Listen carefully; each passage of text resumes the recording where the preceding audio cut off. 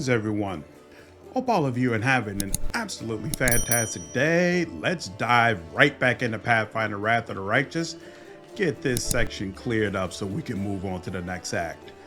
Let's see, last time I talked to Ember, talked to Camellia, talked to Sela.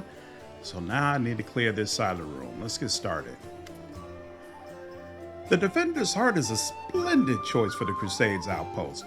The very sight of these walls brings back fond memories of drinks and revels. The drinks are really good, by the way. People say that you're deliberately trying Queen Galfrey's patience. Is that true? Does it even matter? All of Medivian high society has declared war on me. They either despise me or they're trying to steer me back onto the right path. And I'm doing everything in my power to keep them on their toes. I relish the prospect of all the fun this mess of Kennebrus will bring. Daeran grins from ear to ear. I shall either commission a song about the great Kennebrus fiasco from a certain talented bard, or confuse the jewelers with a rather tall order. A batch of silver dragon toys with detachable heads. Give me a week, and they will be in every shop in the capital. Chaotic. You should make sure it's really easy to rip the wings off your dragon trinkets as well. Kids are going to love it. Daeran laughs. So be it. From now on, you are my muse. May I ask you a few personal questions? You could try. I heard stories about the tragedy that befell your family.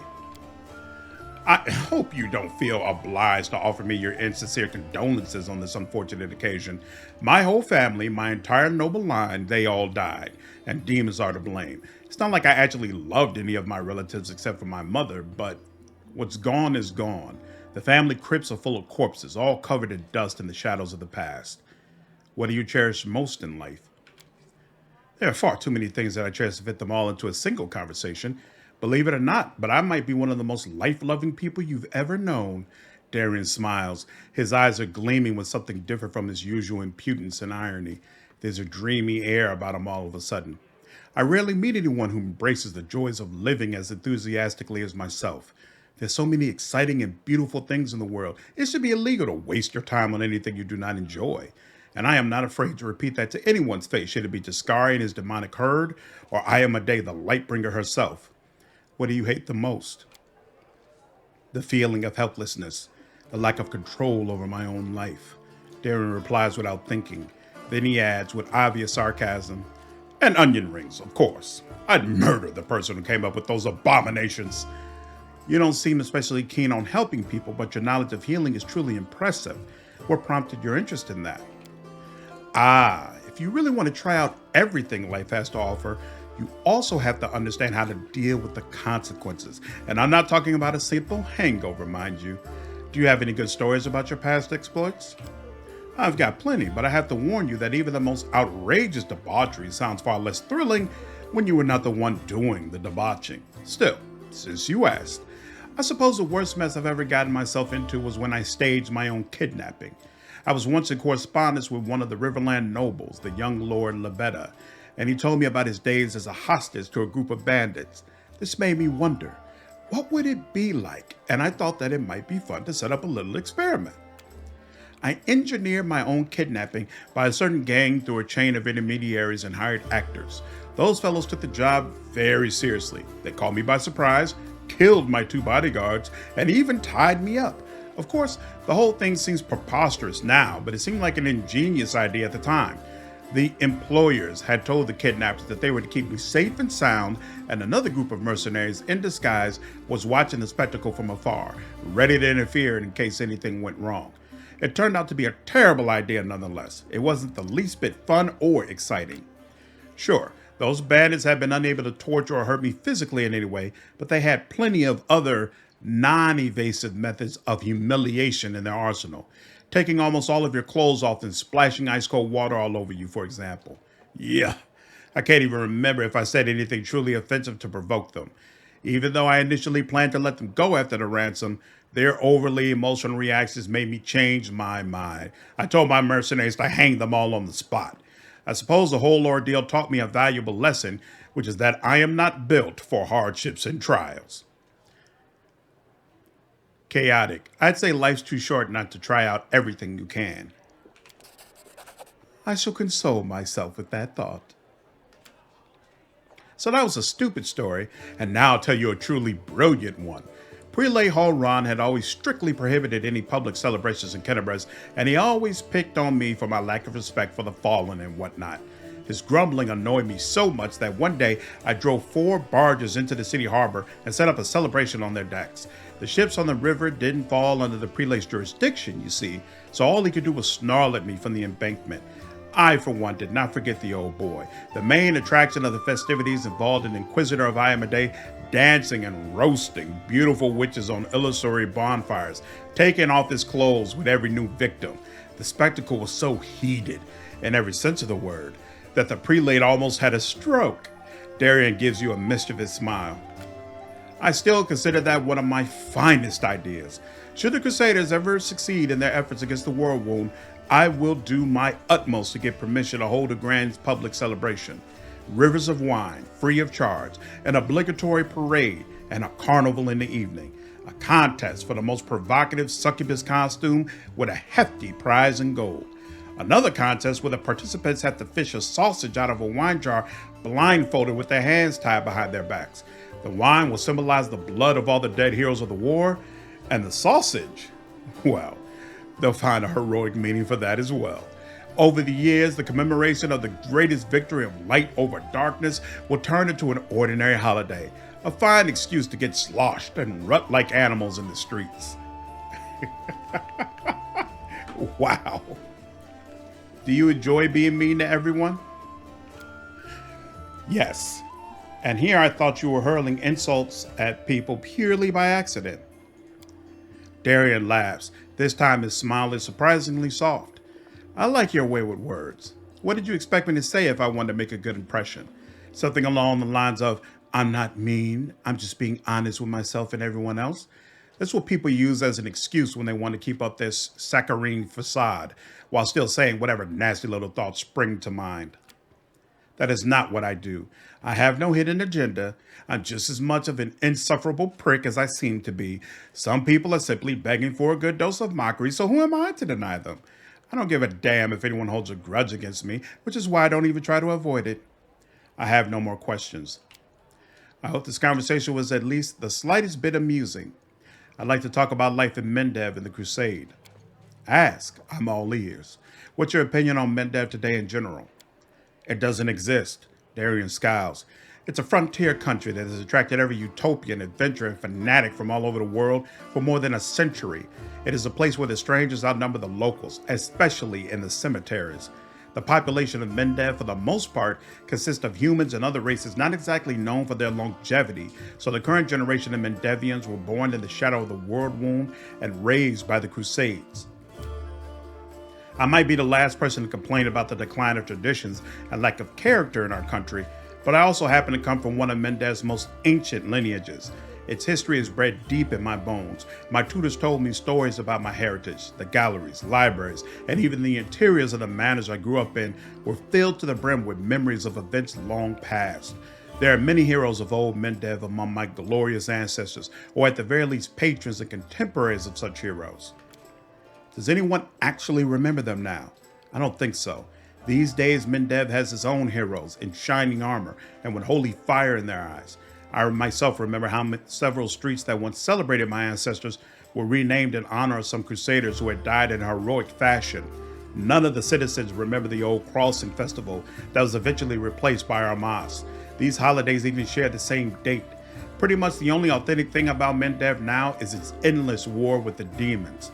And is there a point in bemoaning this state of affairs? What's gone is gone. But at least we are no longer some tiny godforsaken northern kingdom. And that's something, isn't it? You don't really like Crusaders, do you? Quite the opposite. When I think about how many devoted heroes are willing to protect this world against the demonic threat, I feel so inspired.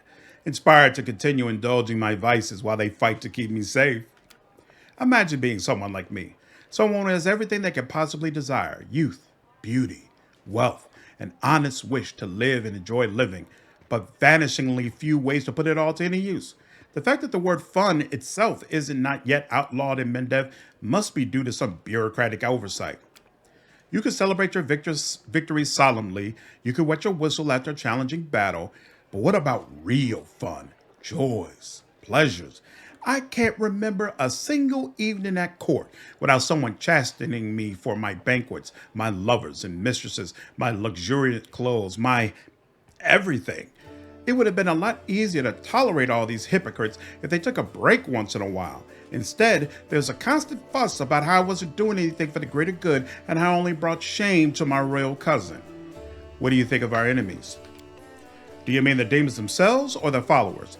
The former deserve to be cleansed with heavenly fire for their unholy origin alone, and the latter for their idiocy. I don't understand why a sane person would submit themselves to Deskari or Cabriri. Alright, Lady Nocticula almost seems like a bearable enough mistress, yet there are so many other cultists. They tried to recruit me twice already, and I'm not even that old. First, a very pretty tiefling girl tried to seduce me. Then they came with promises of Lord Baphomet's endless boons. I still wonder what exactly the old hornhead could offer me that I don't already have. You know what I've been thinking? Every shopkeeper knows this trick. An enticing offer along the lines of 1 in every 100 buns from my bakery contains a silver coin. And, of course, a hired actress to make a memorable show of finding said coin in her sweet roll. And there you have it. Hundreds of gullible fools stormed the shop, hoping to win a prize for themselves. I think the infamous Areelu Vorlesh was such an actress for the Lord of the Abyss, a petty Sarkoris witch who became the uncrowned queen of the Worldwound, waited upon hand and foot by demon lords. Only instead of visiting a bakery, the gullible fools risked to join the cultists. You have an army of unbelievably powerful supernatural invaders from another dimension, hell-bent on destruction and domination, and what do these fools do? They serve them willingly as pawns and lackeys, hoping against hope that someday their masters will notice them. You won't believe how delighted I am to be so vain and self-absorbed. These sins protect me against demonic temptation better than any virtue. I can't think of anything else at the moment. Wonderful. What made you join my party after all? You mean instead of carousing far away from Kennebrez with a small army of mercenaries to protect me? I will get to that. You see, when you appeared at my door out of nowhere, awash with bravery and heroism, and started tossing demons around like rag dolls, I thought that your company might be more exciting than my usual crowd of sycophantic hangers-on. You seem competent and mysterious at the same time, so I decided that a little demon hunting wouldn't hurt, especially with such an intriguing entourage. That party had been growing staler with every passing second anyway. Needless to say, I'm not here for long. I shall return to the capital or even one of my country estates as soon as we reclaim the city. Crusades, bellowing commanders, row upon row of identical tents. This is not the life for me, but I will certainly remember you and our adventures together for a week, or perhaps even longer than that. I should go. Goodbye. Row after row of identical tents. The blind elf looks better than he did in your last encounter. His clothes are clean and his pale face has some color. The elf turns to you and listens closely. Is that you, my savior? I recognized your footsteps, determined footsteps, befitting a determined person. Allow me to thank you again for saving me. Please accept this humble gift as a token of my appreciation. The elf hands you a small black ring with 2 scarlet runes on it. Irabeth has explained why you were looking for me. I warned the authorities of Kennebrez that the local wardstone had been desecrated. They waved off my warning and paid for their inaction. I've examined many wardstones, but only in the one guarding Kennebrez did I sense a flaw, a spot of corruption inside, a vulnerability the demons will surely use. They're able to spread the blight inside the wardstone, corrupt it, and make it their weapon. It frightens me to think what it will be capable of. The wardstone must be destroyed. Who are you and why did they let you examine the wardstone? The elf smiles faintly. I am the Storyteller, just an old elf, and a bit more. I'm an old even for an elf. I've seen many things and I've been to many places. Not so long ago, I witnessed the making of a young kingdom in the stolen lands, led by a remarkable and promising individual. My advice on the complicated matter of conquering those lands proved useful to that leader. This is not uncommon for me. Some seek my advice or services, and I don't refuse. This is how I acquired my reputation as an old vagrant who's never hurt anyone, stayed out of other squabbles, but sometimes gave good advice. I had a few friends in neuroscience who vouched for my integrity. This is why my humble request to be allowed to see the ward stones was granted. I visited all of them, but only found cause for alarm in Kennebress. Do you will some special magic power, some instinct? The storyteller chuckles.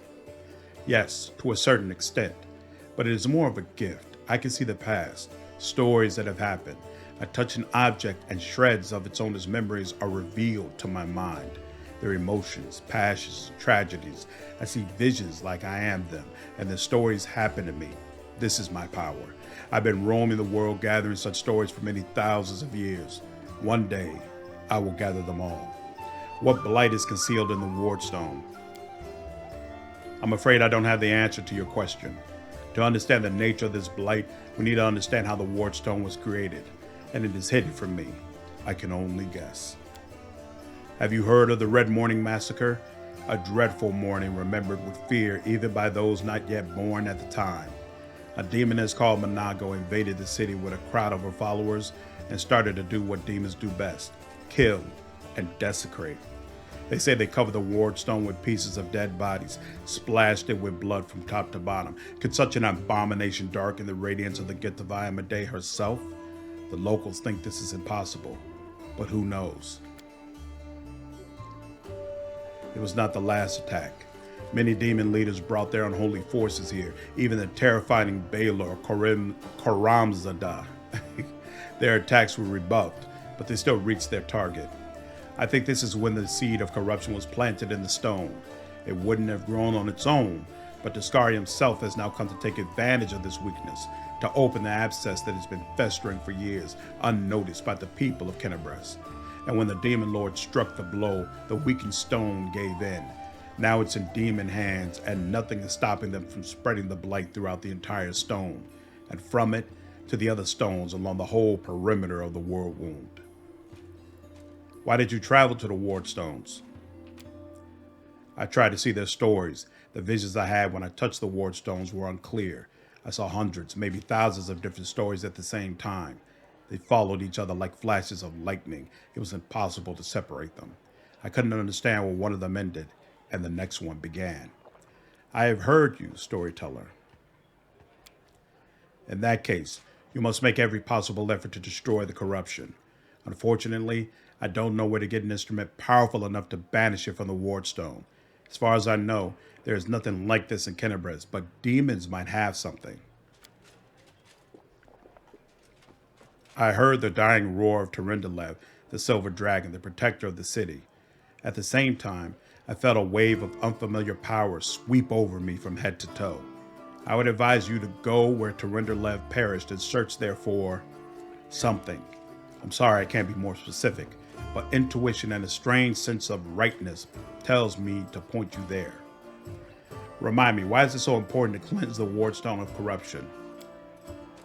I have examined many Wardstones, but only in the one guarding Kennebress did I sense a flaw, a spot of corruption inside, a vulnerability the demons will surely use. They're able to spread the blight inside the Wardstone corrupted and make it their weapon. It frightens me to think what it will be capable of. The Wardstone must be destroyed. Can I help you? The storyteller nods gratefully. I appreciate your offer. I have reason to believe that somewhere in Kennebress there is a manuscript authored by an elf from Kyonin who witnessed Earthfall. The storyteller's voice suddenly breaks and he stops for a moment. For personal reasons, I would like to examine it, but no matter how hard I try, I have failed to find it. Even in the Blackwing Library, I only found a mention that the manuscript exists and is held somewhere in the city. I assume it's stored at the Grey Garrison.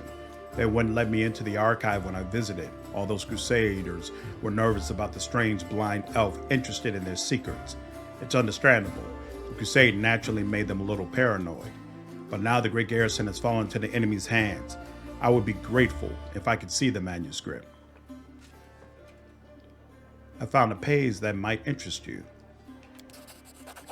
The storyteller carefully takes the page from your hands. His fingers touch the ancient letters gently, examining them lightly, following their lines. I see myself, young, energetic, able to see. Oh gods, have I found the key to my past? Finally, I will find out what my own mind has been hiding from me. The elf's expression becomes withdrawn. The wrinkles on his face soften. Thank you, Asmodeus IV, and please follow me to my story. Let us embark on this journey together. The storyteller inhales sharply a few times and begins his story. They are leaving. The people of Kyonin faced the coming earthfall and admitted that they were incapable of handling this disaster.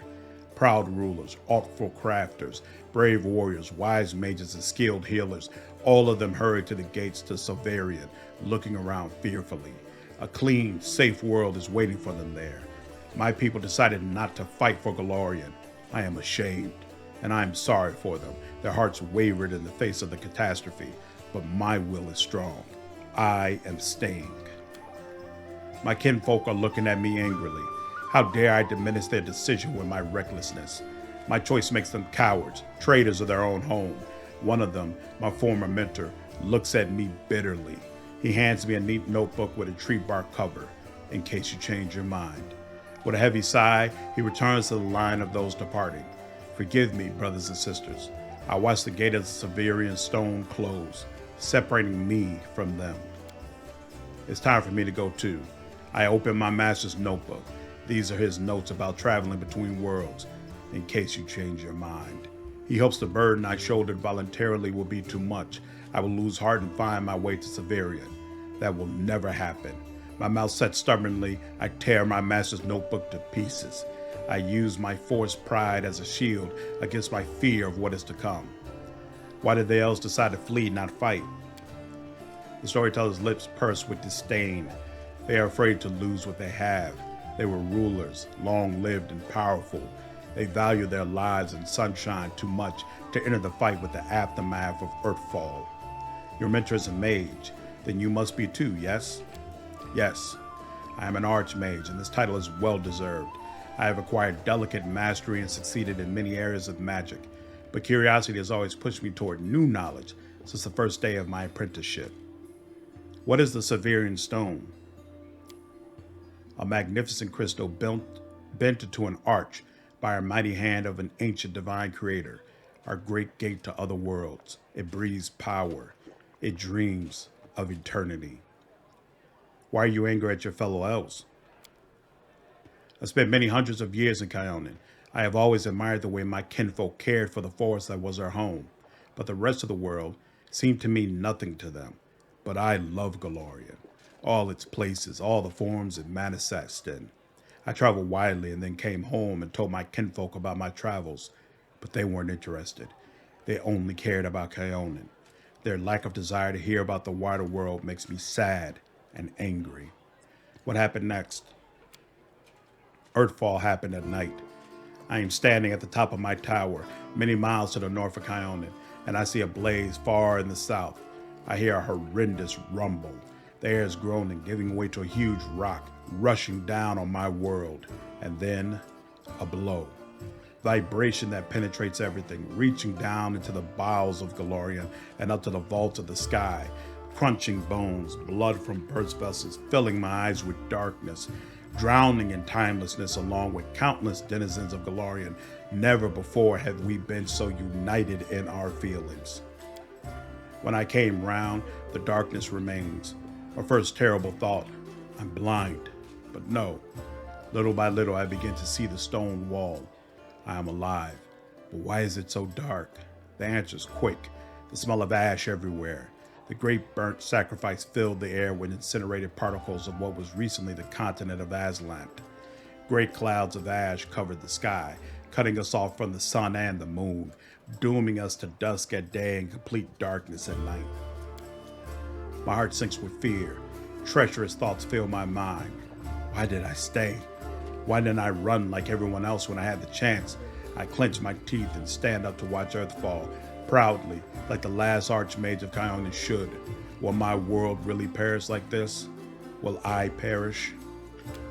No, that will never happen. I am still alive, and I can fight Earthfall and the darkness, not run from it in a blind panic like my kinfolk and my cowardly teacher.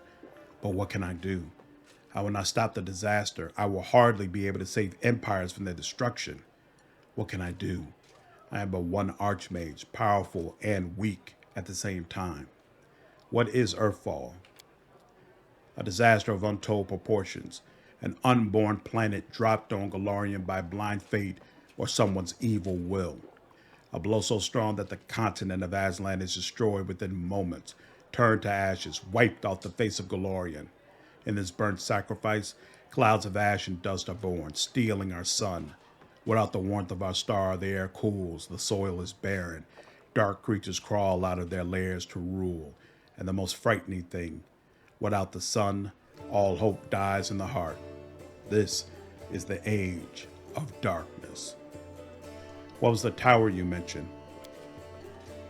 It's my retreat to the north of Kyonin, my home away from home, my observatory. From its top, I watched the stars, and when they were correctly aligned, the other worlds as well.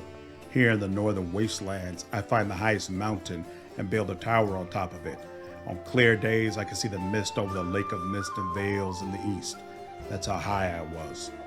What are you going to do next? I don't know. I need to think. My opponent, Earthfall, is much stronger than me. Without noticing, the storyteller raises his voice to a shout. It is merciless. It does not simply destroy life, it kills an era, ending the greatness of Golarion civilizations. They will sink it into oblivion, be forgotten as if they never existed. I need to think. The elf suddenly winces and is silent for a few moments as he calms his heavy breathing. Forgive me. I shouldn't have raised my voice. The story was much harder than many before it, most likely because I played a major role in it. It is so strange to see myself, feel the emotions tearing me up inside, those that I felt a long time ago and not remember them. It's like I split. I became both the storyteller and the main character.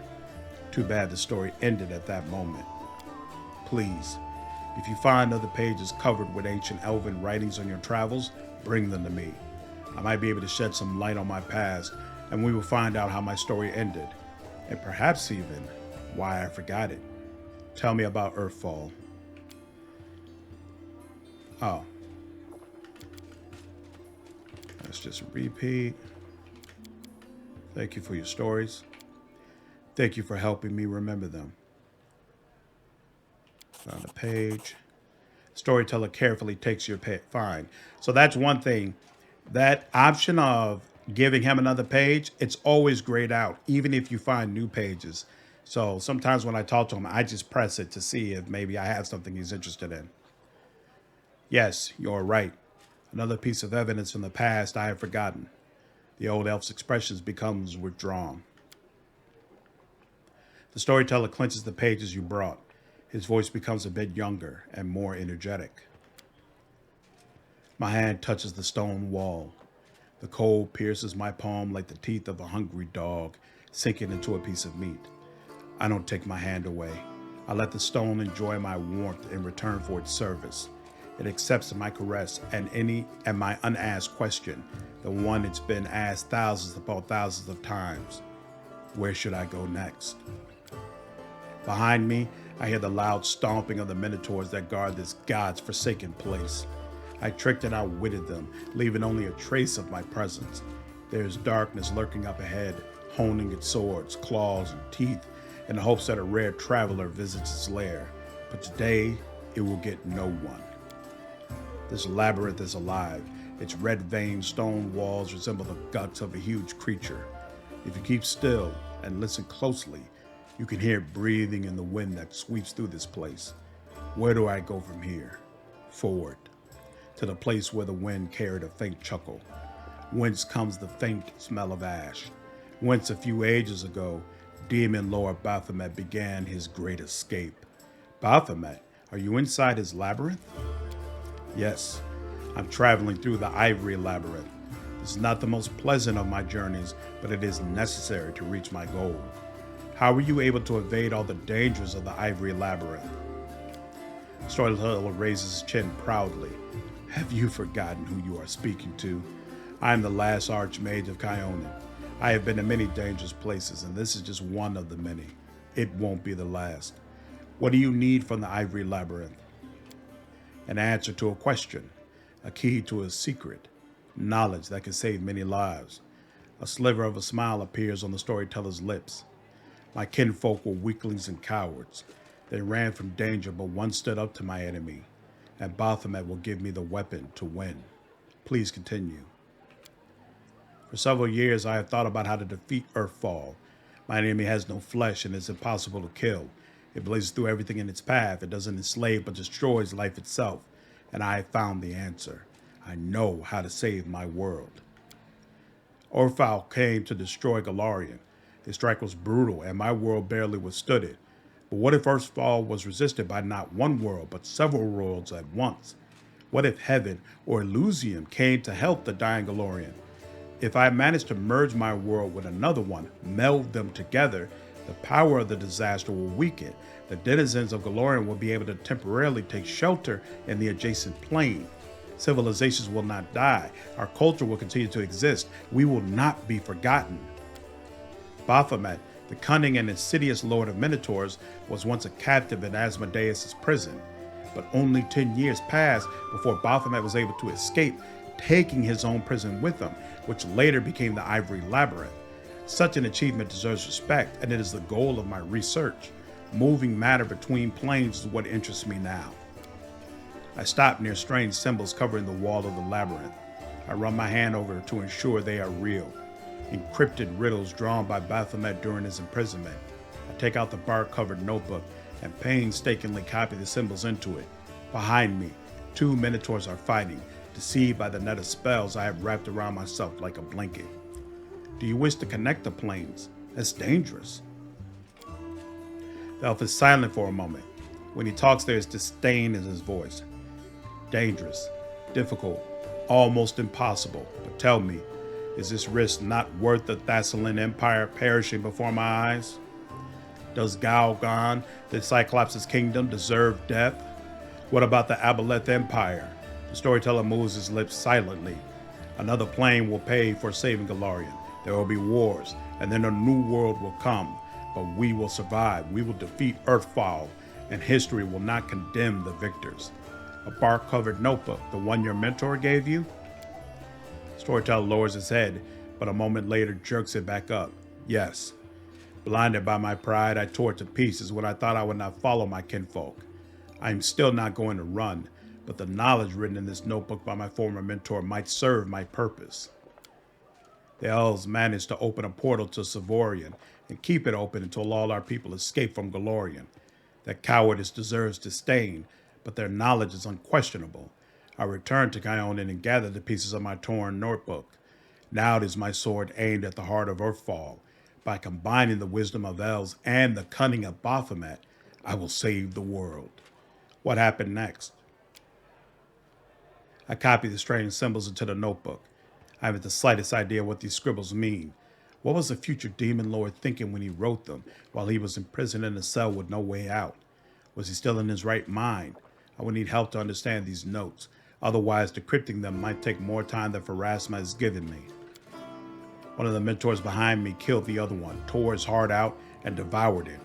His blood-stained nose sniffs the air sharply. His bloodshot eyes shift from wall to wall. He senses a stranger, but he doesn't scare me. I am certain of my powers and the spells hiding me. I've done my work and can now leave this place, and still I linger. What is this strange presence I feel behind me? Like someone is watching me, despite all the protective spells. Who are you? I ask carefully, not hoping for an answer. Darkness. A coy female voice whispers in my ear. Against my will, I shudder. The storyteller stops talking for a long while. The vision ended at the most interesting moment, didn't it? He says bitterly at last. Please, find the rest of the pages from this bark-covered book. I must know what happened next. Thank you for your stories.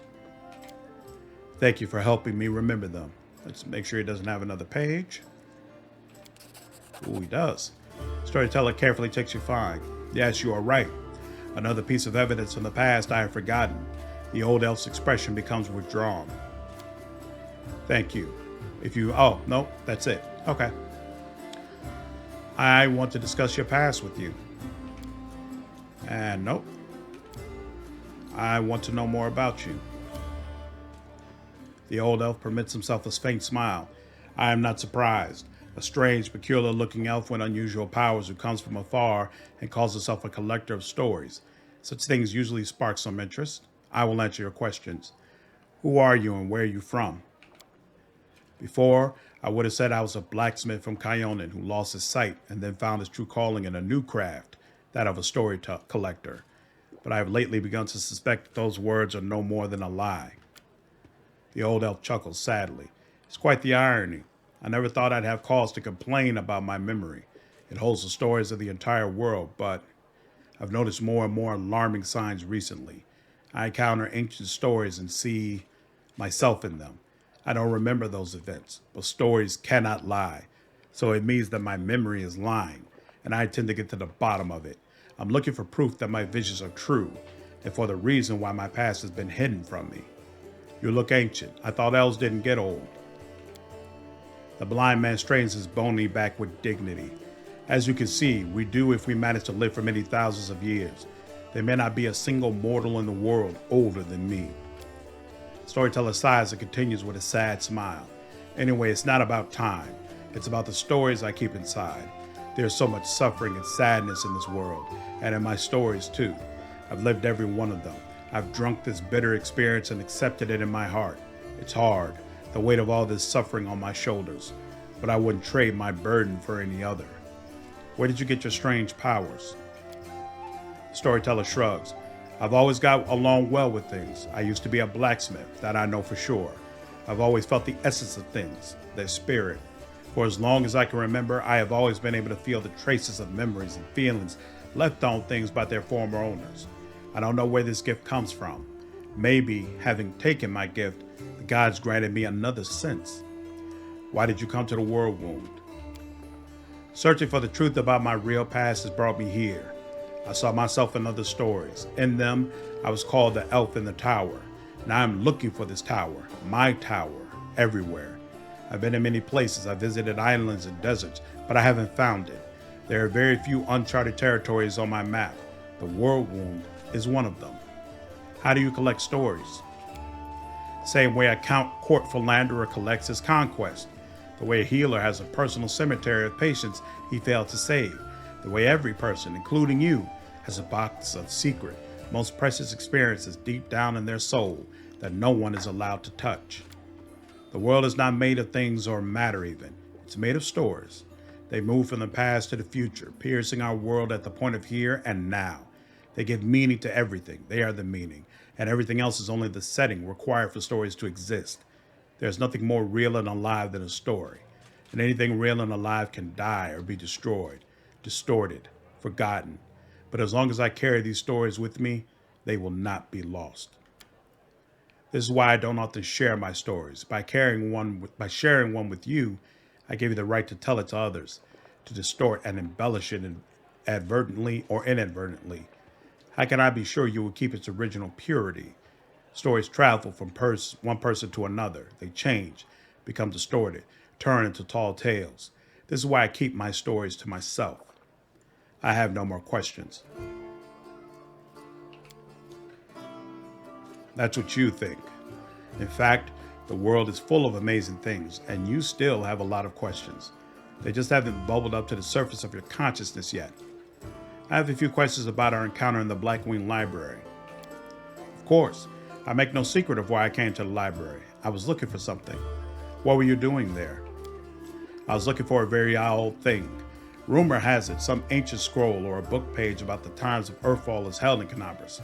According to the legend, it describes the last days of the proud kingdom of Kyonin, later abandoned by the elves fleeing Golarion. I have a vague hope that the events described in it will shed some light on my past. Did you find what you were looking for? Storyteller shakes his head gloomily.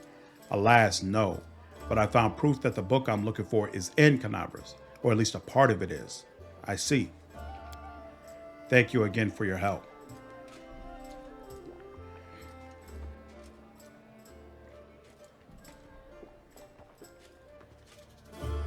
Present the purple stone knife. I found it in the square where Terenda left perished. What do you make of it? The storyteller reaches out and says softly, even from here, I can feel strange energies emanating from this object. If you don't mind, I will examine it using my method. I will try to see the past of its owner, their emotions and shreds of their memories. Maybe it'll help us better understand what we're dealing with. The storyteller trudges the knife, his fingers clamping around the hilt with a hungry, masterful grip. His face contorts into an evil grimace, his voice disgustingly raspy. Hunger. My many legs bring me into the lair, to my mother's feasting hall. Her swollen body overfilled with food is so huge that I have to look at it with all of my eyes at once. On top is her scrawny little head, with a long beak that is always yearning for more food. You feel feverish, and your chest, where the mysterious wound is concealed, feels hot. Your mind is flooded with a wave of visions that repeat the words of the old elf. Mother greets me with a placid screech. Stupid, greedy wretch, whose only achievement is my birth, a creeping, wingless creature. It's your fault I have no wings, a symbol of greatness, a birthright I should have received from my mighty father. Mother points me to a crowd of whimpering subjects, suggesting I fortify myself with their pathetic flesh. Not today. I summon my spawn and they fly to me, enveloping me in a teeming cloud. Like dark, buzzing wings, they unfold behind my back and lift me up. Mother has always been stronger, but she did not expect this. I dive on her and rip her limp, bloated body with my claws. Ichor splatters the bone spurs on my heels sink into her flesh. I clench her pitiful tiny head and tear it off along with the shreds of meat.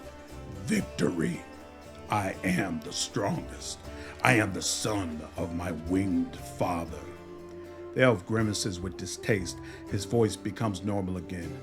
Appalling. Stories like that are the most difficult ones to keep with me. Did this knife belong to a demon? Storyteller opens his mouth to answer, but a sudden spasm crosses his face. A new vision, a much stronger one, engulfs the old elf. The malevolent undertones vanish from his voice as it grows more determined and tired. Even looking at the ward stone is difficult. Despite the corruption nesting in it, it still has an aura of strength. Your fingers clench the stone hilt so tight it hurts. A little spot on the flawless surface of the ward stone draws your attention. It looks like a butterfly. Corruption, in the guise of something utterly harmless. But it will grow. You swing and stab the butterfly with the knife as hard as you can. Your fingers cramp painfully. A howl invades your ears. Light, white light everywhere. Stone knife falls from the old elf's hand. Out of breath, he drops to his knees. He is trembling, the terror on his face so unlike his usual dignified manner.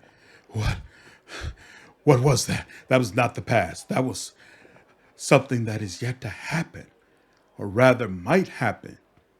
One of the roads to the future, and one of the possible futures. This item will help you to cleanse the ward stone, or to destroy it. You feel a longing to take the stone chisel and plunge it into your own chest, right into the wound that is opened up in it. It is hard to resist this feeling, but at the last moment, your self-preservation instinct takes over, and you manage to keep control of your own hands. The old man stands up. He looks completely stunned. Never before has anything like this happened to me. But how? I am not an oracle or a prophet, or is this another riddle from the past that has caught up with me? I must find out. Seeing stories that have happened is one thing, but seeing stories that are yet to happen? I don't know why this is happening now, but there's one thing I'm sure of.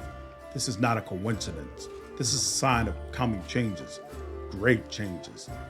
I shared your vision, and this knife tempted me. Did you see what I saw? This has never happened before. Could it be the magic of this object that you brought me? I sense dark energies in it that can cloud and charm the mind. Be careful with this item. It may have tried to influence you, but you managed to overcome its power and subdue it. Or perhaps something else happened to us, something we don't yet understand. Can you see the future? I don't know. Obviously I can, but nothing like this has ever happened to me before. The future never opened its secrets to me before I met you. Gods, who are you, and why have our paths crossed? I feel this is not a coincidence. Something momentous is happening. Destiny is pushing us towards something. But what? Questions without answers. I swear, this morning I couldn't have imagined what awaited me. Maybe it's the knife that gives you the power of divination? This knife is a powerful artifact, but I feel that its power is of a different nature. No, I felt the same as I do when I tell the past. This is my gift, but manifested in a completely abnormal way. Is what you saw destined to happen?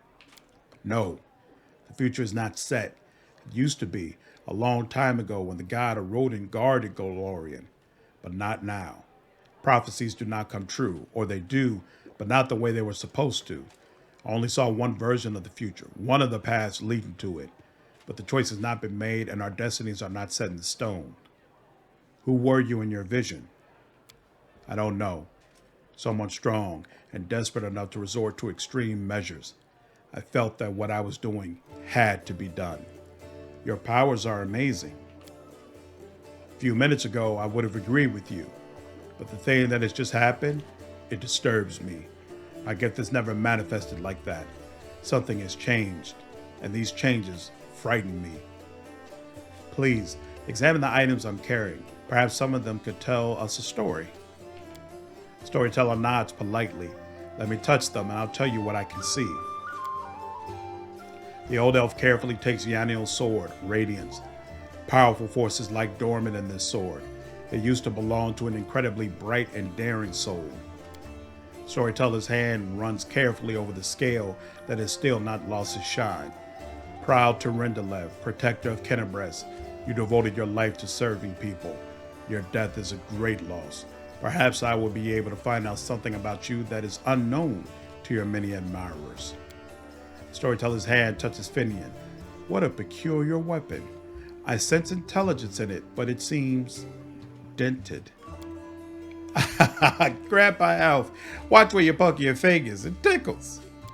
Storyteller fiddles with a fragment of a gold buckle, an old thing, created long ago by divine will, but the power that gave birth to it is lost in the darkness. However, the relic still lives on, though it has changed. I wonder what secret it is hiding.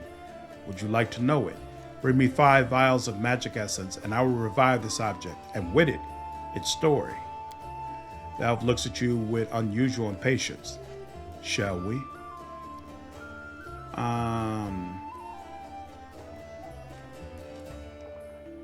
Let's see. We'll start with Finian. Show Finian, tell me what you see. Hello, Grandpa Elf. The storyteller carefully takes Finian from your hands. Hello, Finian. He closes his eyes and takes a deep breath. His face contorts into a painful grimace. I'm coming to again. How long have I been here? They kept me in a cage for 3 days. I know this because 3 times the light under the door disappeared for a long time. Then they chained me to the table and the bladesmith. Everyone calls him the bladesmith. He placed a device with a jar over me. It feels like I'm being fried. At first I tried to break free, but I got tired. Then I screamed. But now I've lost my voice, though the pain is burning right through me. The storyteller stops. His voice changes, becoming more frightened. I think I lost consciousness again. Daddy, I got your ring. I got ring, Dad. Okay. Glad you had a good time, darling. Close my door. Oh, here, take your tablet. There you go. Thank you. Yep, love you, darling. Close my door.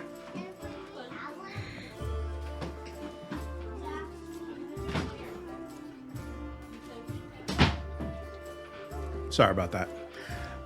Where was I? I think I lost consciousness again.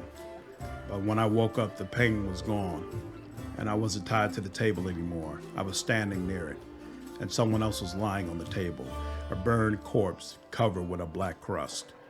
The master took out a handsaw and was sawing off his head in a very focused way.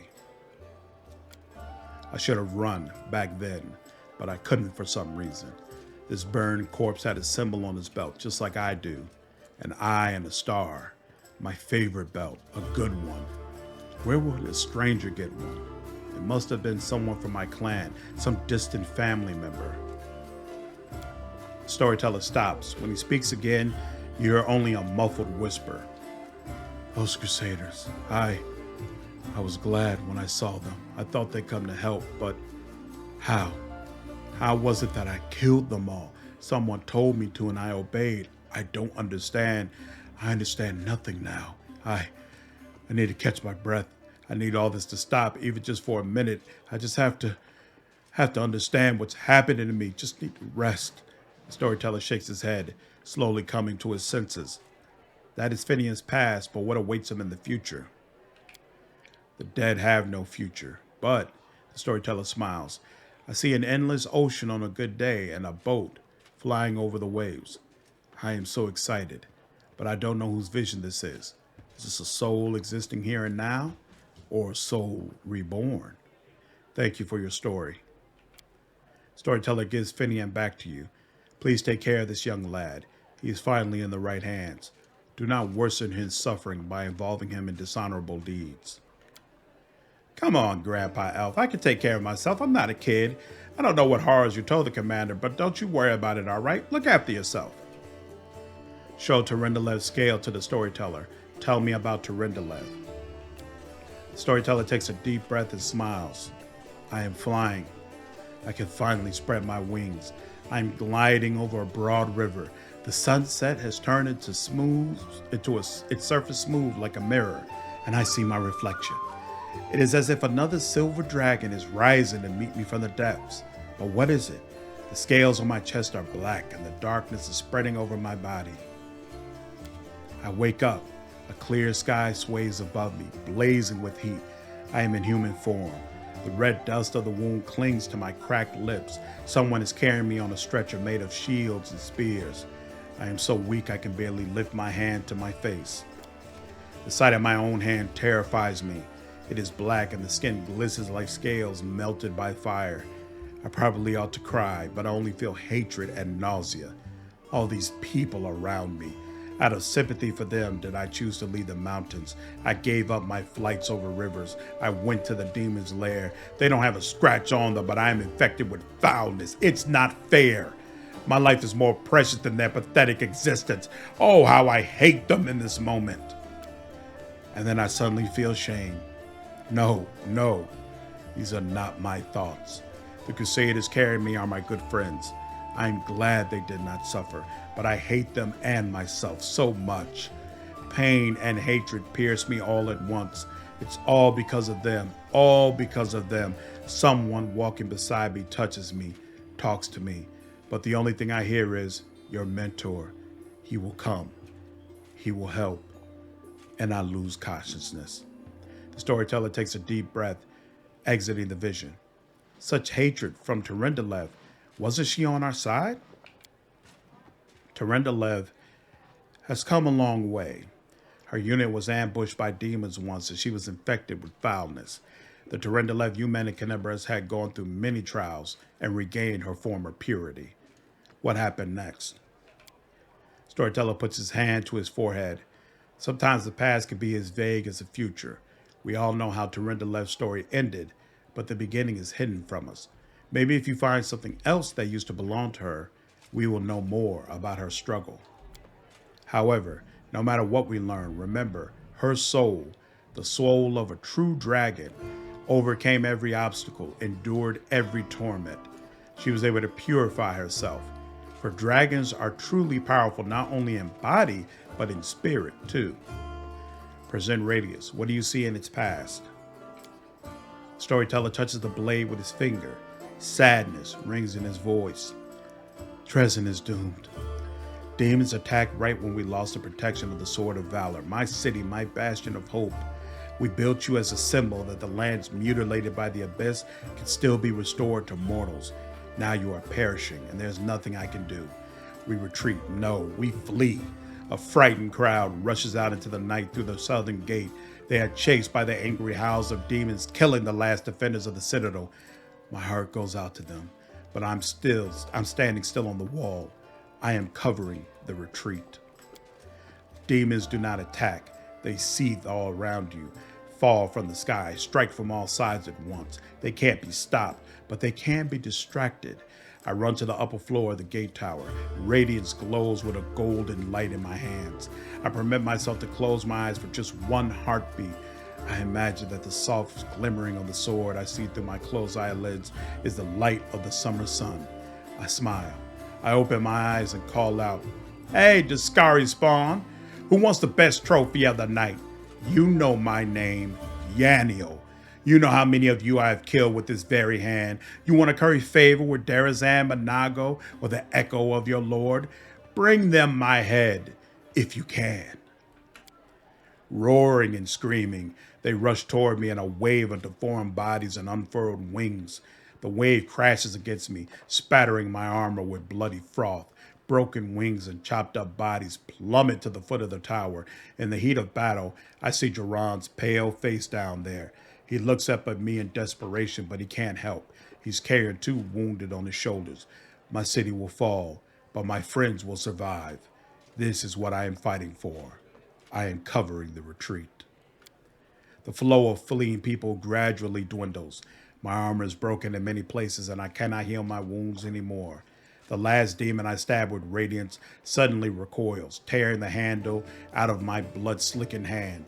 He flies up but falls somewhere far behind the walls, by the road being taken by those fleeing.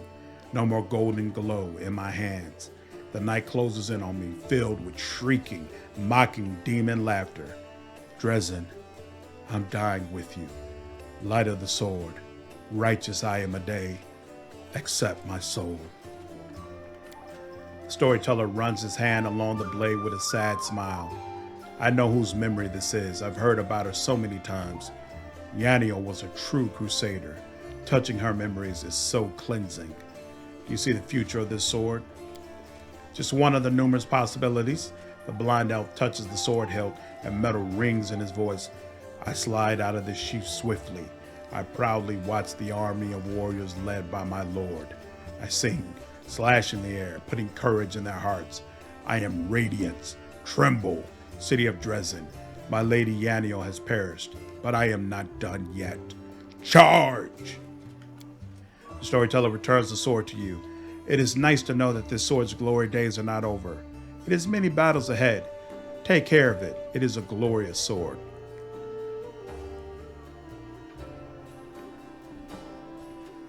I hope they upgraded in the full release. It's not a glorious sword in the beta right now. Present the stone knife. Oh, I did this already, right? Tell me about its previous owner. Yep, we already did this one. Thank you for the story. We have more important things to do. Let me go into it one more time. Just be sure, please examine the items I'm carrying. And yep, we're good on this. I have to go. I wish you interesting adventures. All right.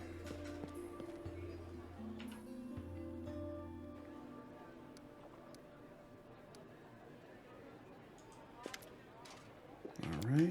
Got all his dialogue. Boy, I am pleased with you. I asked you to bring me to safety, and that's exactly what you did. Indeed, having a follower to aid me is most efficient and, frankly, pleasing. With you on hand, I shall conquer new horizons, plumb the depths of knowledge hitherto unknown, and scale the dizzying heights of future discoveries. Nenio stops to catch her breath. What I mean is, I'd like to express my deepest gratitude. I foresee immense potential in our future cooperation. Happy to help. Hand in hand, we will unravel the greatest mysteries inaccessible to the minds of ordinary people. Just imagine it. I, leading the way, proudly staring into the faces of the gods themselves, and you, my loyal follower, walking behind me every step of the way, writing down my deepest thoughts and admiring the profundity of my intellect. If we hold hands, you won't be able to go in front of me and lead the way. You are the catalyst, which, when it reacts with my intellect, will allow the latter to grasp the very essence of the universe itself. Do you always express your delight so effusively? What? Who are you? Nenio stares at you for a while, bewilderment in her eyes, but then it is replaced by recognition. Oh, yes, my new follower. So what am I supposed to do? Oh, yes, I must provide some verbal encouragement for you as yet modest achievements and try to induce you to strive for more of such encouragement. That is the principle that underpins any training. She frowns, but only for an instant. Ah, I see. Your modest nature was unsettled by the overabundance of my gratitude. I do apologize for putting you in such an awkward position. I will never praise you again, unless I forget. But let's get back to the business at hand. Your new assignment will be to take me to the inconspicuous ruins that are located in an even more inconspicuous valley lying between Canabras and Dresden as soon as it's reasonably practicable. I'll mark the place on your map with a large red cross so you won't forget it. What's so special about these ruins near Canabras? I'm glad you asked. This is my greatest hypothesis, my secret project, and I won't pass up the opportunity to share it with you because you are my most loyal follower and you are worthy of possessing such knowledge. Nenio rubs her nose. And also because you are the first person to ever ask me about it.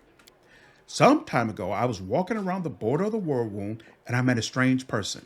He was wearing a frayed gray robe and his face was hidden behind an odd white mask. Of course, I didn't miss the opportunity to ask him about the reasons for his absurd appearance. And do you know what he said to me?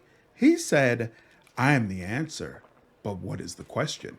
Then he walked off in the direction of the Worldwound. The next day, after I had already forgotten about the first encounter, I had another similar encounter. This time I met an elven woman, judging by the pointy ears sticking out from behind the mask. I am the answer, but what is the question? She said, before taking off toward the Worldwound. And then I realized everything became clear to me. I know a mystery when I see one. Consider this one of my myriad talents. Nenio rubs the tip of her nose. After all these geysers weren't simply on their way to a costume party, were they? After examining several maps, I determined that they were all heading in one direction, to a place not far from Kennebrez, a place which is marked as nameless ruins, even on ancient Sarkorian maps. That's where I need to go. Unraveling the secret of that place will be my greatest discovery. It will secure my place in history, or perhaps even legend.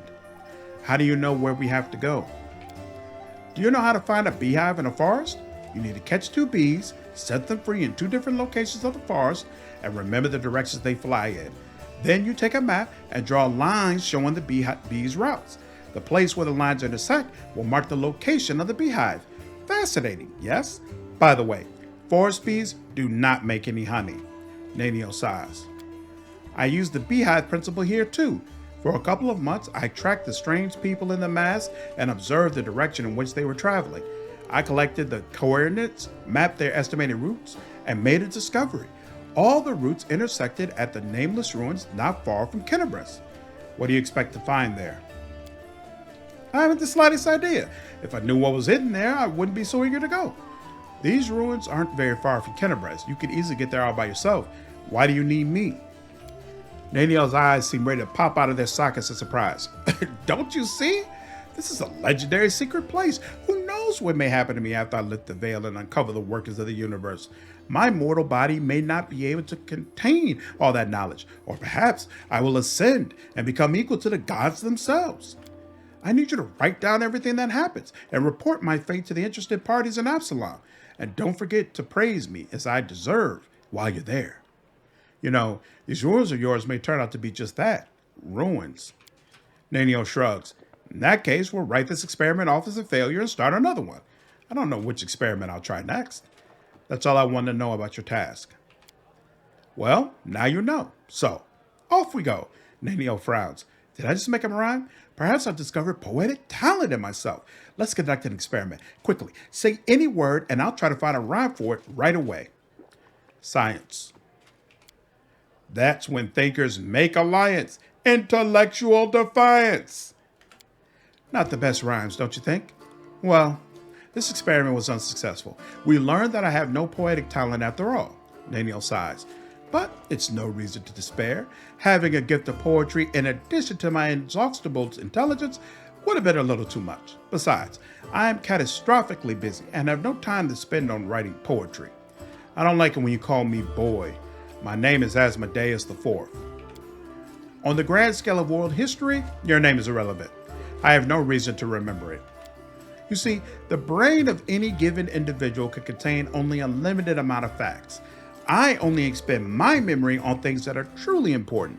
The laws of thermodynamics, divine esoterica, planar geography, things that will lead Golarion to a brighter future. Nenio rubs her nose. Besides, what if I make a grand discovery, but I won't be able to remember it because my memory is full of outdated or useless information? What a nightmare that would be. What a loss for the whole of Golarion. But you do remember your own name, right? Only so I know what to put for the author's name in my encyclopedia. Are there any names worth remembering? There are, and to my deepest regret, there are too many of them. Nenio heaves a sigh that would befit a grief-stricken old man.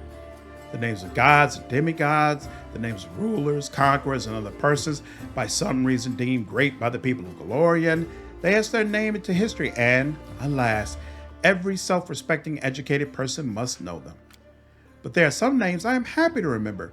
Great scientists, some of them divine, others mortal, true keepers of knowledge and great experimentalists, the pioneers of knowledge, Aurori, Nethys, Areelu Vorlesh. I didn't expect you to mention Areelu Vorlesh. Interesting. You think so too? She is the greatest of the greatest. Just imagine. She managed to open a rift from Golarion to the abyss. No one knew how. No one believed it possible. No one even dreamed of such a thing. And she just did it. It was the experiment of the century. Nenio wipes a tear from her eye. I would have been so happy if I could have been in her place. Of course, some part of Golaria's population died as a result of her experiment, and the Crusaders are still wrestling with its consequences to this day. But the very essence of what Areelu managed to do was a breakthrough of cosmic significance, both figuratively and literally. Sooner or later, the Worldwound will be closed. Peace will return to Golarion. As for the victims of the ongoing war, they will be remembered as unfortunate but unavoidable sacrifices made at the altar of science. Nenio blinks at you, perplexed. Were we talking about something? Tell me about yourself. I am an explorer, a pilgrim, a yet-to-be-recognized scientific luminary, future author of the Encyclopedia Golarion, and rector of all Absalons and universities at once. Future rector, I should say. Nenio speaks in one breath, as if reeling off a practiced monologue. That information should be enough to satisfy your curiosity, because I doubt I will be able to tell you more than that. Where are you from? That information is irrelevant. I've decided to forget it. How did you become a scientist? That information is irrelevant. I've decided to forget it. You have a circle tattooed on your shoulder. What does it mean? Nenio casts a sidelong glance at her shoulder. Oh, that. I do not remember the circumstances of its creation, but I like it. I prefer to think of it as zero, null, nothing, a center point, an origin of coordinates. It reminds me how much of the unknown the world there is to explore. Don't you remember how you got this tattoo? That information is irrelevant. I've decided to forget it. How can you just decide to forget important pieces of information? This is just one of my many talents. The secret is to stop thinking about the thing you want to forget. And the main thing is not to remember anything you don't need. You filter it to get right to the essence. I'll teach you someday. Unless I forget. What is this encyclopedia you're working on?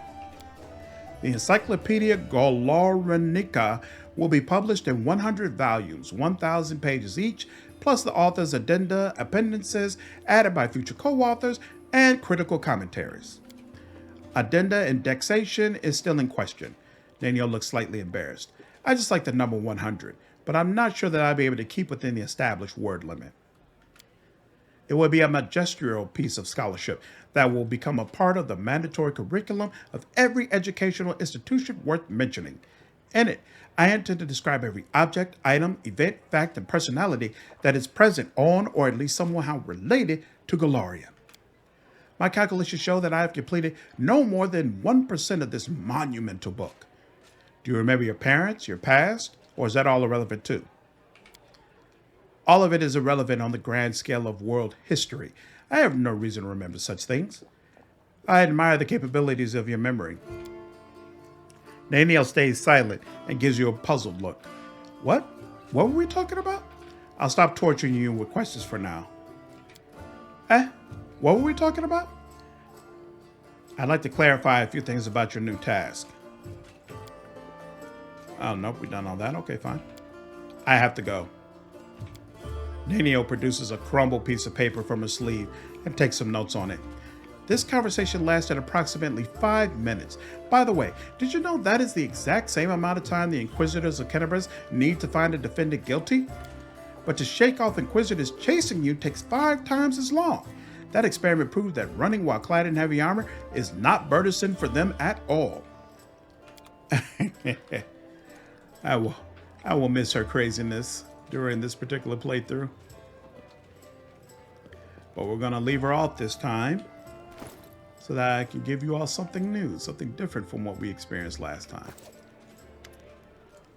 We already talked with you, but I forgot to buy some scrolls, right? So we need remove blindness, remove curse, remove paralysis. There we go.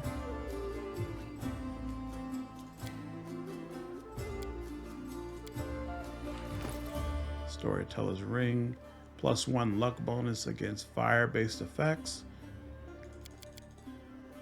Oh, wait. No. I play as the upfront guy, so I can take this. That's cool.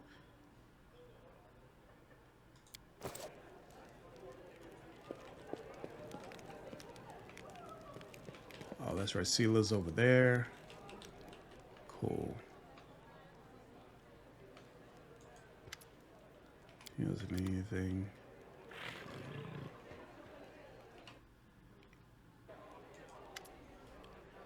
I found Jana Aldori like you asked.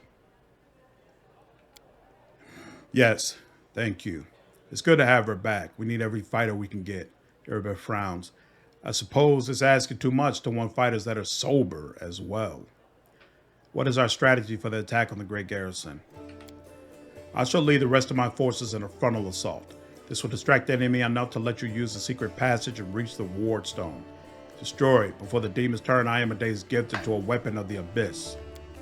Most of the allies you found will join my forces, but you can expect a certain amount of support from them. The problem with Desnes is that you never know what to expect from those daydreamers. Their honorable prior, Ramian, claims he has had a vision in which his goddess was putting demons to sleep. I'd like to hope it wasn't merely a dream. The Order of the Flaming Lance counts among its members both valiant knights and masters of the occult. We are about to test an experimental ritual they've developed. Should it all go according to plan, your party will have a serious advantage during the battle at the Great Garrison. In these dark days, the most unlikely allies join forces to fight the common foe. All tieflings are treated with prejudice in Kenabres, let alone the smugglers and the thieves of their kind. And yet, they are on our side, and I'll make sure that contribution is not forgotten after the victory. They'll be of little use in open combat, but they'll help you spot secret doors and warn you about traps. I have to go. Go. May Ayamade keep you safe.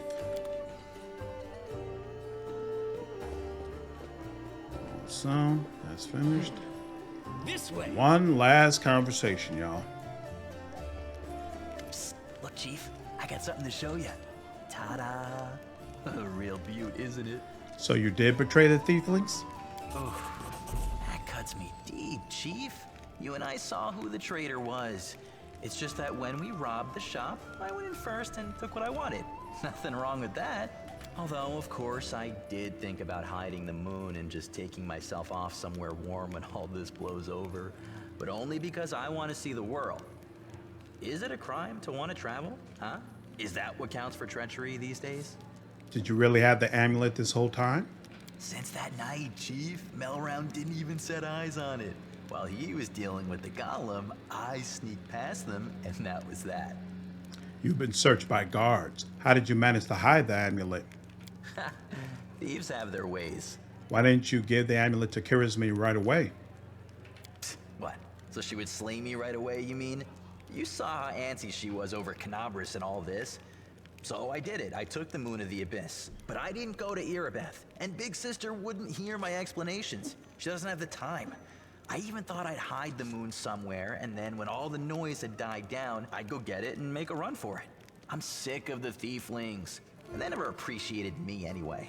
Why did you steal the moon in the abyss? You wouldn't have been able to sell an item so rare anyway. Why, he asks? It's expensive, pretty. And you know, it's my amulet, actually. Not meaning I stole it, but I mean, this is my inheritance. My grandma and I were poor. All we had was a jewelry box with the moon in it. She used to store it under the floor in the basement, and she'd take it out sometimes just to look at it. She was always nicer when she had a few drinks in her, so I could ask her things then. One time I asked where she got it from, and she said it was from a demon. You know, the demon who was my grandfather. He said the moon was to be passed down. My mom was good for nothing and nobody, so that's why Grandma decided to keep the amulet for me. She used to say it would be mine when I grew up, but she couldn't wait until I grew up. She squandered my inheritance when she became a drunk. Took it to Fileman's shop and pawned it. He gave her some coppers for it, and she didn't even haggle. Just grabbed them and ran back to the tavern before last orders. I've been going to Fileman's to look at the moon ever since I was a kid. He chased me away, but I just kept going back, so eventually he gave up. He didn't skimp on security. The place was like a fortress, so he wasn't worried about a street rat like me pinching anything. Even when I got more skilled, I couldn't get any closer to it. One day, I had no one to go with. Another day, there were only oafs who'd never stolen anything more than a church donation box. But when Charisme had planned everything out, I realized I had a chance to get the moon and move away from here.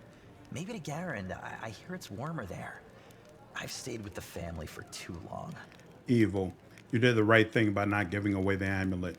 Stealing from thieves isn't even stealing. You have to put yourself first. Allies, friends, it's all a load of crap. Life brings us together, forces us to make plans, do whatever it is we do, but it's a safe bet that this ain't forever. I might be a traitor, but the others, are they any better than me? Melround had a good reputation in the family. He was trusted, and you see what happened. If you abide by the law, anyone can rob you. So you need to break the law first when no one expects it, and run before you go soft and get too attached. Whatever you think, I owe you.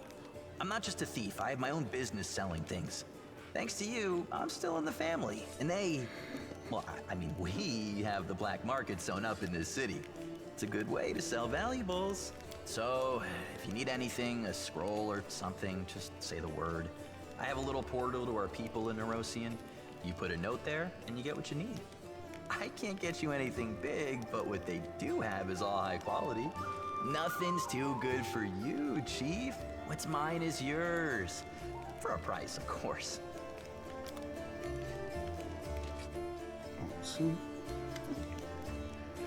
Chief, I'm trying to catch your eye, you know. Want to ask you something. What did you want to ask me about? Woljif comes closer and lowers his voice to a whisper. Chief, you and me, we're tieflings, right? Demon spawn and all that. So tell me, why are you with them, with the Crusades, with that Irabeth girl? We're no better than dirt to them. Chaotic. I'm here by chance. I just submit to the whims of fate and see where they take me. I get it, I'm the same, but you're better off letting fate take you away from here. I'd be out of here like a shot if I had the chance. So if you decide you want to get away, just wink. I know all kinds of byways and shortcuts, so slip away quietly. No one will even notice we're gone. I want to know more about you. How much is more? Are your family tieflings too? My family? It's just a story actually, but I'll tell it to just anyone. My father and mother had a bakery. Their life was great, but the gods never blessed them with any children. One day my mother went to the river to wash some clothes and saw a basket floating downstream. Inside the basket was a baby, adorable and chubby and fast asleep. It was yours truly, and my hand was not spritzed with expensive perfume that said, "Take care of my little angel." My mother brought me home, and she and my father realized right away that I was heaven sent. They raised me as their own. When I turned 15, my mother showed me my baby blanket. It was embroidered with the coat of arms of an unknown kingdom, all in gold thread. Ever since then, I've been looking for my real parents, but it's not easy. Traveling takes money, so if you have a few gold coins, I'll pay you back as soon as I find my real family. I give you my word. That doesn't sound very believable. Seriously? Usually everyone just believes everything I say. People love stories like that. You know, a cute baby, a basket, a blanket. What's not to love? They look at me differently, as if I'm worth more just because the sheets I spit up on might have had a fancy coat of arms on them. Woljif laughs bitterly. If I was really a prince, I wouldn't be sitting around here, I can tell you that much. I'd have already gone to take what was rightfully mine. And then I'd come back with an army so I could watch the guards and merchants push me around all my life, bow and scrape before me. That's not going to happen. Want to hear the real story? True story is boring. My family's human, both my father and my mother. They used to live in a village nearby. I forgot the name. When my mom had me, my old mom got so mad she almost killed her. Pinned her to the wall and started asking questions like why his son had horns and a tail. Well, my mom told him that my mom told him that her mother, my grandma, used to fool around with a demon. When he heard this, Daddy Dears got drunk, trashed the house, and then took off. I don't remember any of this, of course. My grandma told me. I was about 3 years old when my mother brought me to Kennebress and left me with my grandma. She said to her, "You and your demon have ruined my life. Now you handle her." Then she left. I haven't seen her or my dad since. She did leave a blanket, though. That part was true. But my grandma burned it because it was infested with lice. It wasn't even good enough to use as a rag. Woljif grins. You think after all that my grandmother saw light, felt rightly ashamed to kiss my horns? I wish. Woljif grins nastily, his yellow eyes flashing. People used to give her trouble for fooling around with a demon. She wasn't welcome anywhere, so she got angry. Normal kids get bedtime stories, see, but the only tales I got told were how my dad was worthless, my mom was a slut, and I was a demon's father no one cared about. She only kept me so I could help her around the house and steal things she needed. So that's the truth. How did you become a thiefling? Woljif grins happily. I already was a tiefling and life made me a thief. I've been in the business since I was a kid. My grandma used to say, if you don't work, you don't eat. And she gave me an opportunity to Eager, a tiefling neighbor of ours. He was a cunning old geezer. He knew how to take a purse off somebody's belt, how to cut the bags open undetected, even do some magic. I used to climb through basement windows and open doors from the inside while I was small enough. And when I grew and stopped fitting through the windows, I decided I was done with my education. I repaid my grandma for everything she done for me, which was absolutely nothing. Why would I feed her if she wasn't bringing me any money? If you don't work, you don't eat. So I took off. I got bored of my teacher too, but when I as much hinted at leaving, he said I owed him for my education. So I just nodded, and then I joined the Owlbears, the gang that ran our district, and told them that Eager was working their territory. I don't know what happened to him, but I stayed with the Owlbears. Then their leader started giving me the cold shoulder. I did steal from him, but never that much. So I had to rat them out to the guards. Then I joined the Golden Hands. That was a good time. Rich pickings. I would have stayed with the Golden Hands, but the Northmen promised me a bigger cut if I told them where the Golden Hands kept their loot. I'm no fool, of course, so I told them. After that, I only had one option, to join the Northmen. And then the family came. At first, no one took them seriously, called them thieflings and all that, but I felt it right away. They had power behind them, and they had more money. I'm always on the winning side, Chief. That's why I joined the thieflings, and right on time. So thugs came for the capital and made the Northmen leave. The ones who survived are the family now. Tell me the real story of your family. Wait. No. Tell me about the thieflings. All right, I won't tell you everything, mine, but I can tell you a little. The thieflings are Medivian thieves. The gang was started in Mendev's capital by someone or other, and soon after they spread all over Golarion. They're also called the family. You know why? Because the thieflings are easy to spot. Wherever we go, guards always hassling us, asking, "Are you lost or something, Hornhead?" We usually say we're visiting family, and if they say, "Oh yeah, who?" you give the name of the no-for thiefling who confirms everything, even if he's never seen you before in his life. That's why we're all brothers and sisters. That's actually pretty cool. There are rules, who does what, who gets what cut. I won't say it's a lot, but they make it worth your while. They even heal you if you take an arrow. But the biggest no-no is this: you don't steal from the family. If you don't contribute to the shared pot, you get the cold share. You won't be treated like family no more. And then everyone will hear that you went to visit some relatives who have a farm nearby. My guess, the farm is in some underground well beneath Kennebress where they breed grave worms. If Sister Charisma, our boss, looked the other way more often, I'd really be able to spread my wings. Evil. Nobody should live under the constant threat of punishment.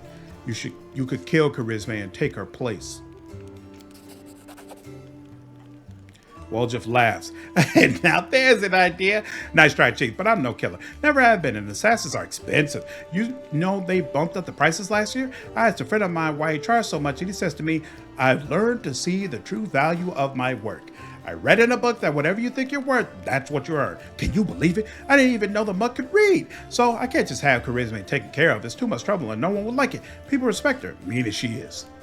What do you think of Canabras? He used to be such a hole. Then the Crusaders and refugees came here and things started looking up. All it depends who you ask, I suppose. Which is better steer clear of here because Ayamede's followers are ferocious, especially Halron Shapat, the local inquisitor. He's a tough old goat. I didn't see him myself, but a servant girl at the tavern told me that her second cousin's son from his third wife is a paladin. And she said said that Halron takes an unsheathed sword with him, even to the privy. And when he sleeps, he puts it on the pillow next to him. And when he's in his cups, he strokes his blade and whispers sleepily to it. You are my one true friend. You are the only one I can rely on. Irabeth's giving us a hard time too. You as much as look at some nice little bauble, and before you can think of taking it, before your fingers even twitch, she's coming for you with her nostrils flaring and her fangs glinting. Scary woman. But even she's better than Sister Charisma, our boss here in Kennebrest. By our, I mean the Thiefling's boss. You get caught by Irabeth, it's all out in the open. You go to prison, you end up as worm food. But if you step on Charisma's toes, poof, you're gone. Just like that. No one ever sees you again. All you hear is, he went to the family farm, even though he's never had a family or a farm. You have demon blood in you. Do you feel drawn to the abyss? If it was anybody else asking, I'd keep my mouth shut. But you're a tiefling, so yeah, I feel the pull. Sometimes. My mind starts buzzing with all kinds of thoughts, but it's all nonsense. I don't want to go to the abyss. I wouldn't last a second. Your shadow looks strange. What kind of magic is that? Ladies and gentlemen, roll up. No dark magic, no fraud, a trick without any deception. Woljif snaps his fingers and blue flame engulfs him. The shadow that was previously lying calmly at his feet grows, gloating in the air behind him. It is the shadow of a huge horned winged demon with claws. Ta-da! It doesn't do anything, it just looks scary. I remember when I was little, an old beggar showed me and my friends how to make shadow puppets. You put your fingers together in front of a light and it makes a shadow of a deer or a dog or a dove on the wall. I tried so hard, I wanted to make the best shadow, and I did. It just happened. Woljif chuckled sadly. Funnily enough, that's the last time I had any real friends. They tried to stone me later, screaming at me, calling me a demon. A tiefling is always a demon to these wimps. Even the lowest ranking drunken gnome thinks he's better than me just because he hasn't got horns or a tail. The poorest beggars and the filthiest gutters thinks he's better than me. Most people would never show their shadow again after that first time, but I don't care. If stones start flying again, I'll just run. I'm used to it by now. Chaotic. Looks formidable. I like it. Woljif chuckles, please. What, about the blue fire? That's my favorite part, and it doesn't burn at all. If I had a coin for every time I've caught a beating for my little show here, I'd already be proposing to Galfrey. But still, I don't want to give up something so beautiful. Tell me about your shadow again. All right, it's the same thing. Enough. I want to ask about something else. Go ahead, Chief. Are you really staying in the party or just waiting for a chance to run off? Woljif gives you a hurt look. As if I could. There are demons and dangers around every corner. The tiefling stops short. Don't you worry, Chief. I'll work off my debt honestly. I won't stab you in the back or go on the run with your money. And if you buy my wares, I won't have to leave at all. Show me what you can get using your tiefling connections. Woljif's face breaks into a happy grin. Look, Chief, the tieflings have all the best things. All right, what's here?